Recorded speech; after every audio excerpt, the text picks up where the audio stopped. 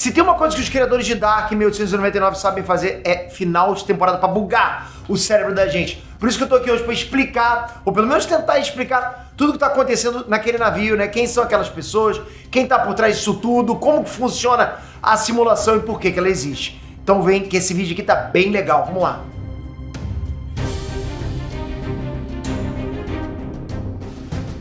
Galera, nossa vida tá na internet, né? Eu acho que isso é irreversível. A gente estuda, se diverte, namora, se informa, trabalha, investe, tá tudo acontecendo aqui no mundo virtual. Você tá preparado para fazer do mundo virtual o teu meio de vida? Não tá, né? Então se liga na dica. É o pacote vitalício da Dunk Coach para você aprender tudo sobre empreendedorismo, marketing digital, programação para web e celular. Nesse pacote tem cursos de desenvolvimento e design de games, empreendedorismo e marketing, desenvolvimento pessoal, línguas estrangeiras, inclusive o meu treinamento Viver de YouTube tá lá também. Enfim, são mais de 200 cursos em várias dessas áreas. Dá pra você fazer download das aulas, estudar offline, dividir o perfil com a tua família, tem material didático, plano de estudo, e-books, muito mais, tem coisa, olha, coisa pra caramba. Imagina você ter na sua mão todas essas possibilidades sem pagar rios de dinheiro. O investimento pra ter tudo isso é menos de R$50 por mês por um ano só.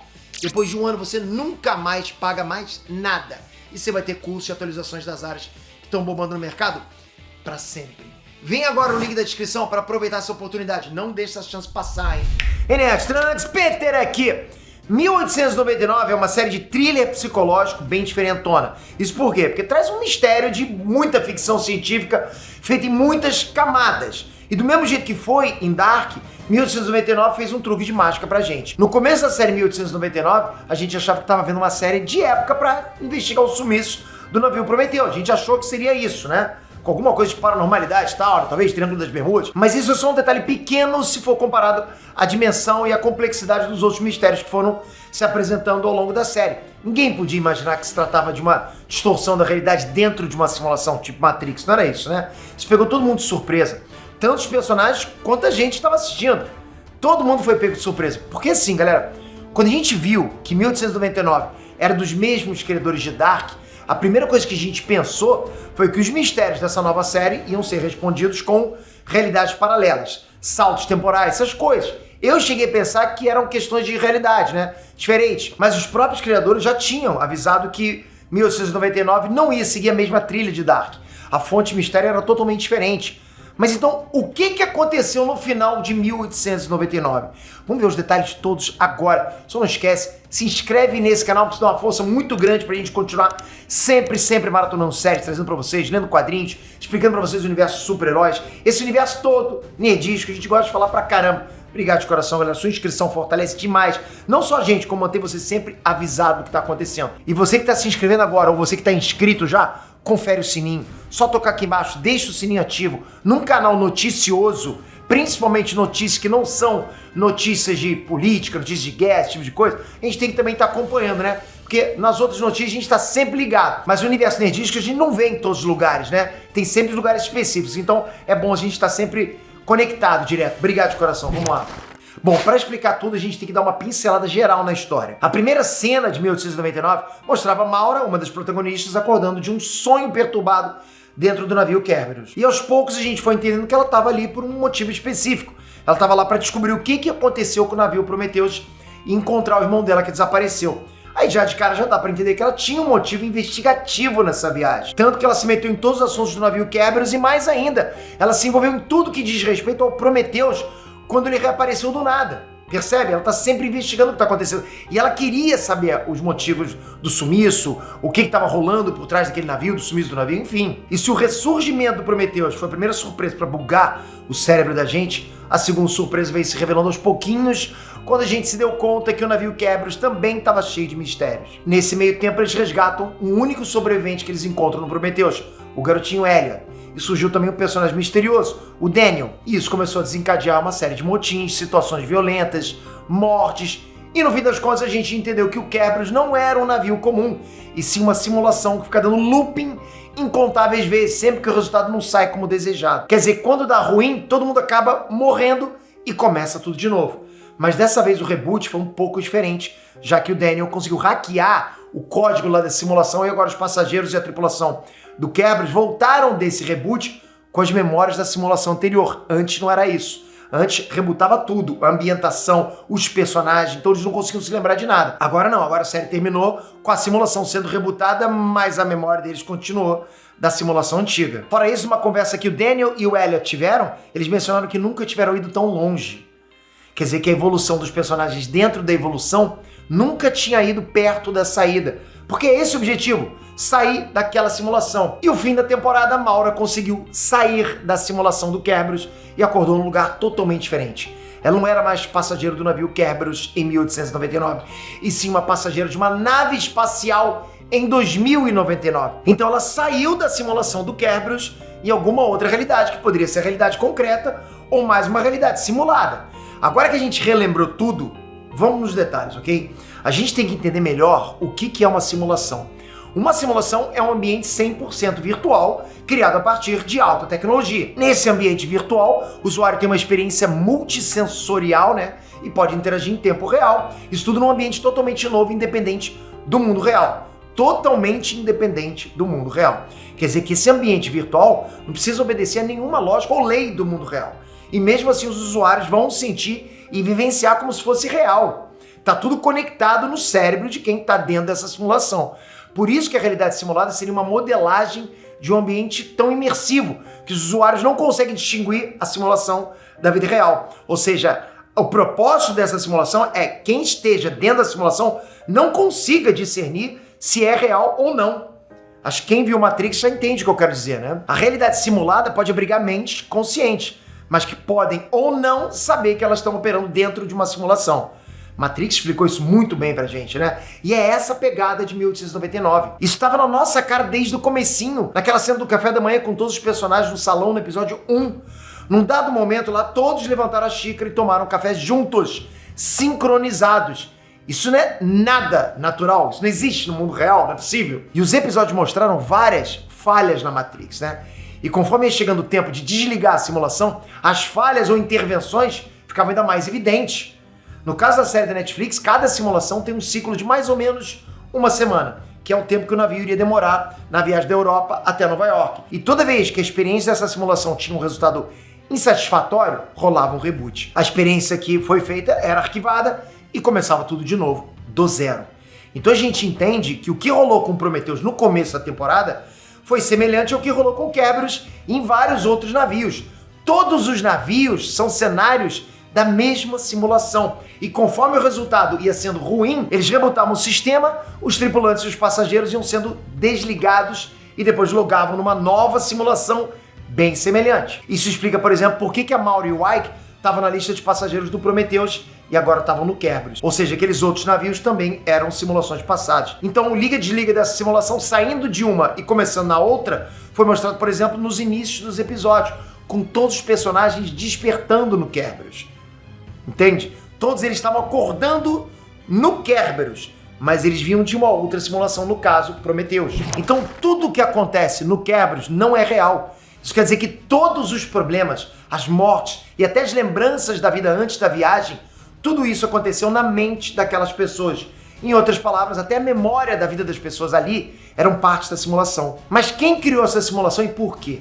Isso a série não responde com clareza, mas a gente tem opções. De acordo com Daniel, o criador da simulação foi o irmão da Maura, com algum objetivo perverso e até misterioso. Mas o pai da Maura também tem uma participação nisso. Isso porque o velho é visto monitorando os passageiros naqueles monitores e depois foi explicado que ele criou a própria simulação, mesmo estando preso numa outra simulação. Além disso, a própria Maura disse que a empresa do pai dela que comprou os navios.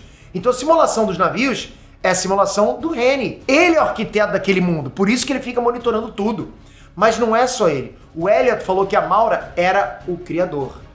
Nesses aí, a Maura criou uma simulação e colocou todo mundo lá. Inclusive, ela mesma, o Elliot e o Daniel, que são o filho e o marido dela no mundo real. E o objetivo da Maura teria sido uma tentativa desesperada de manter a família unida, já que o filho deles, o Elliot, estaria à beira da morte no mundo real. E pelo fato da Maura não suportar a perda do filho, ela arrumou uma forma de manter o convívio com ele para sempre. Isso me lembrou um pouquinho de WandaVision, e você? Mas a gente tem que lembrar também, galera, que não são só os 3 ali. Tem mais de 1000 pessoas. Por que elas estão em animação suspensa? Por que elas foram escolhidas? Foram forçadas igual em WandaVision? A série terminou a primeira temporada sem explicar como é que foi essa seleção de pessoas, os motivos que levaram elas a estarem ali, né, dentro daquela simulação. Mas eu consigo pensar numa possibilidade. Pensa comigo. Dentro do Kerberos, todos os personagens tinham traumas, tanto que eles eram perturbados por sonhos. Todos pareciam estar fugindo das próprias vidas e a viagem para todo mundo era uma oportunidade de vida nova. Então, talvez todos os passageiros e tripulantes sejam voluntários. Eles poderiam, em algum momento da vida, ter escolhido abandonar o mundo real e viver uma outra história, né? Da mesma forma que a Maura optou por fazer isso. Não faz sentido? O projeto começou pequeno com a Maura e o Daniel criando uma sala de jogos para o filho deles. Mas eles foram expandindo o universo dessa realidade e as coisas saíram do controle. Ainda mais com o Henry, o pai da Maura, se envolvendo cada vez mais no projeto, até supostamente assumir o controle de um experimento também. E as pistas apontam que o irmão dela também. Então, o que tudo indica, a gente tem camadas de realidade simuladas nessa série. As pistas disso podem estar no nome da nave, que é Prometheus, o mesmo nome de um dos navios, e o projeto Prometheus, que indica algo muito maior, de múltiplas camadas de realidades, umas dentro das outras. O número de passageiros, tanto no navio quanto na nave, é exatamente o mesmo. A nave está viajando especificamente de um ponto até outro, igual os navios da simulação. E quando a Maura acorda da simulação do navio, ela ainda não tem memórias da totalidade da vida dela. Ela só lembra o que rolou no último loop. Então, se ela tivesse na realidade, ela teria recuperado tudo que ela viveu na realidade. Concorda? E tem mais. Vamos lembrar que 1899 é uma série alemã, mas que é produzida para o mundo inteiro. Em alemão, a palavra navio é Schiff. E nave também é Schiff. Igual em inglês, que navio é ship e nave também é ship. A realidade da nave pode não ser a realidade concreta e sim ser uma simulação igual ao do navio. Mas isso tudo são só 2 camadas de simulações e podem ter mais camadas ainda.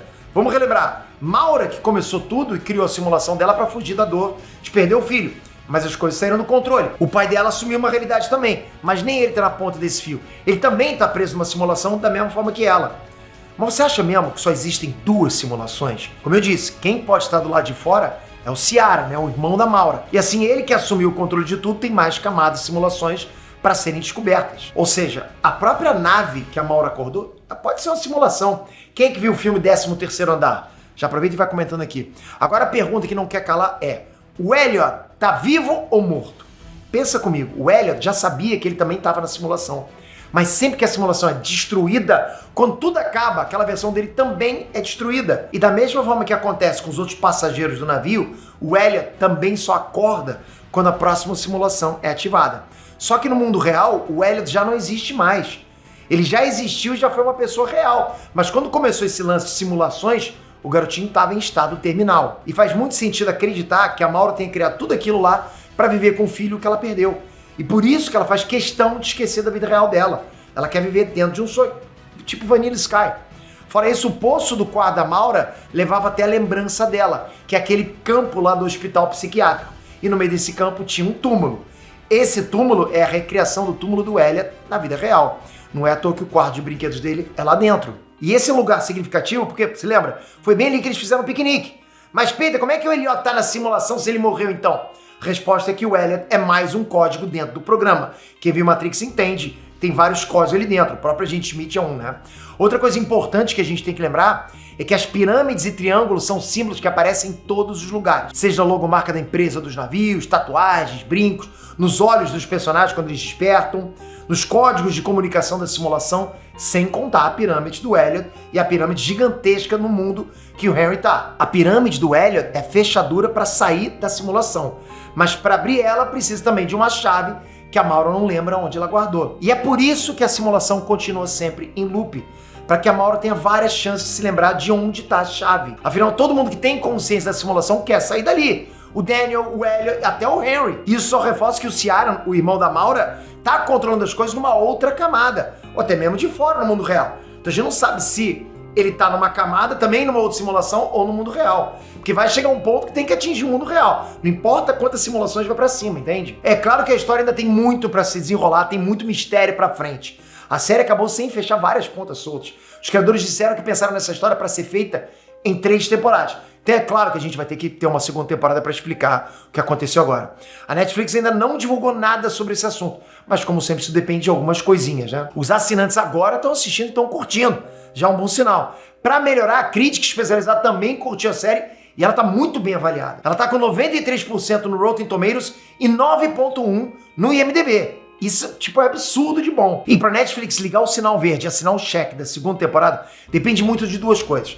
Audiência e custo de produção. Entende? Depende de quanto ela vai sair, depende se a galera tá assistindo. Sobre a audiência, os números são, tipo, super otimistas. 1899 tá no top 10 da Netflix em vários países desde que estreou. Direto, top 10 em vários países. Sobre o custo de produção, 1899 é visivelmente uma série cara.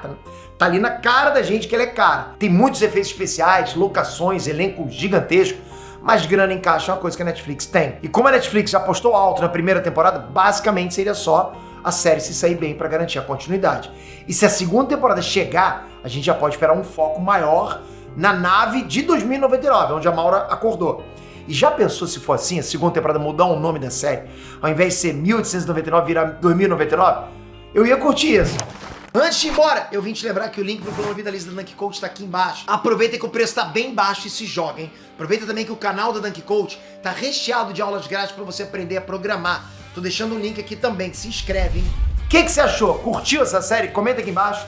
Não esquece, se inscreve no canal, ativa o sininho. Vamos continuar trazendo pra vocês sempre explicações, sempre teorias, vazamentos, sempre que acontece no mundo dos super-heróis, dos quadrinhos, do cinema, dos animes, isso é gostoso demais. Isso é o que faz a gente continuar sempre vindo aqui pra conversar com você que tá aí desse lado. Obrigado pela tua inscrição, obrigado pelo sininho. Espero você no próximo vídeo. Valeu, galera! Fui!